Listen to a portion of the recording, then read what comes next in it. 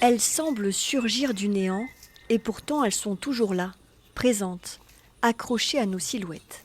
Les ombres. Cette exposition les met en scène pour agiter les consciences politiques. Ce couloir représente ainsi l'isoloir avant le vote. C'est chacun qui se retrouve face à lui-même. Voilà. Donc il y a un dispositif au sol avec un projecteur.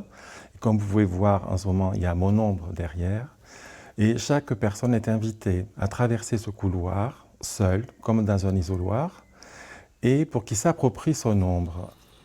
Dans la mise en scène choisie, peu d'œuvres, mais un cheminement qui conduit le visiteur à travers d'autres ombres, comme celle de ces sculptures de métal devenues presque cotonneuses.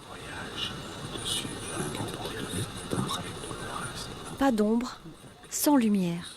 C'est d'ailleurs ce que l'artiste a voulu raconter avec cette silhouette faite d'éclats d'obus de la Première Guerre mondiale.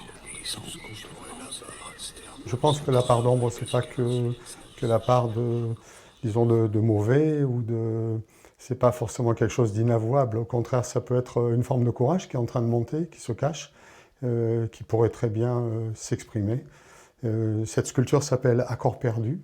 Et pour moi, elle a quelque chose de l'ordre de la liberté guidant le peuple. Voilà le tableau de la Croix. Pour moi, c'est important, cette idée de s'engager.